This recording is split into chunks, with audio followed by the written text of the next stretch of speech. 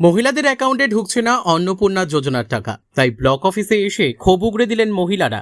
সরকারি নির্দেশিকা অনুযায়ী সম্প্রতি মহিলাদের অ্যাকাউন্টে অন্নপূর্ণা যোজনা ৩,০০০ করে টাকা ঢোকা শুরু হয়েছিল, কিন্তু কিছু জটিলতার কারণে ঢুকছে না সেই টাকা।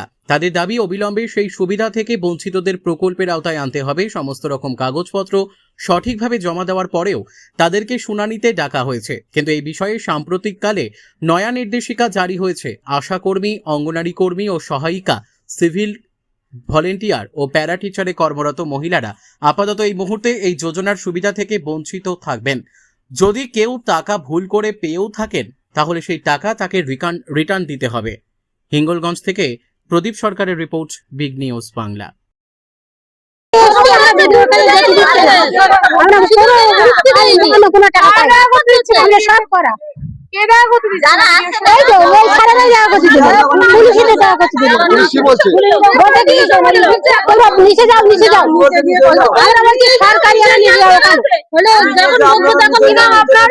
যারা অনলাইনে যারা অ্যাপ্লাই, বেশিরভাগটাই অনলাইনে অ্যাপ্লাই হয়েছে, আর যারা অনলাইনে অ্যাপ্লাই করেছেন তাদের পোর্টালে তারা দেখতে পাচ্ছেন অ্যাপ্লিকেশন সাবমিটেড বা অ্যাপ্লিকেশন আন্ডার এনকোয়ারি।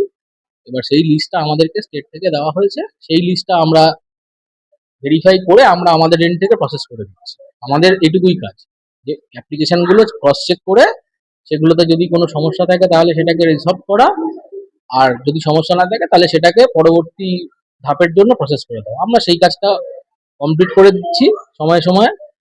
এবার তারপরে এটা স্টেটের এন্ডে যাবে, পুরো ডেটাবেসটা। হ্যাঁ হ্যাঁ, আমরা সব এনকোয়ার করে তারপরে আমরা এখানে এসেছি। কি বলেছে আপনাদের? আমাদের বলছে বিডিও অফিসে যাও। আমরা আজকে ব্যাংকে গিয়েছি, ব্যাংকের থেকে বললো বিডিও অফিসে যান। এখানটা এসে কি বলছে?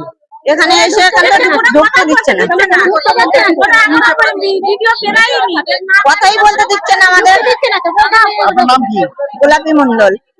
প্রত্যেকে কিন্তু এর আওতায় এসেছে, প্রত্যেকের অ্যাকাউন্টে টাকা ঢুকে গেছে।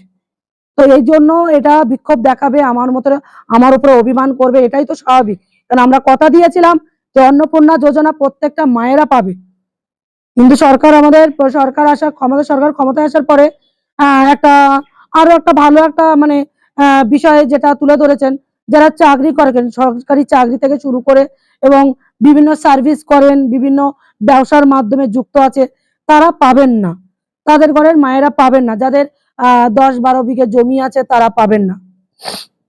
এটা স্বাভাবিকই, কারণ যার 10 বিঘে জমি আছে সে কি করে পেতে পারে? এই 10 বিঘে জমি থাকে, সে তো গরিব মানুষ নয়, সে উপযুক্ত এই গ্রাহক নয় যে পাবেন। অতএব যারা উপযুক্ত গ্রাহক, 1 বিঘে 10 কাঠা 5 কাঠা জমি আছে, কি শুধু ঘরটুকু বা অন্য কলকাতা তামিলনাড়ুতে বা লোকে পরে অন্যের বাড়িতে পরিচালিকার কাজ করে, পরিযায়ী শ্রমিক হয়ে বাইরে কাজ করে যেসব মায়েরা বিভিন্ন ছোটখাটো ব্যবসা, সবজি ব্যবসা করছে, বাড়িতে বসে ঘরের ওই আসন সেলাই থেকে শুরু করে বিভিন্ন কাজের সাথে যুক্ত, সেই সব মায়েরা পাবে।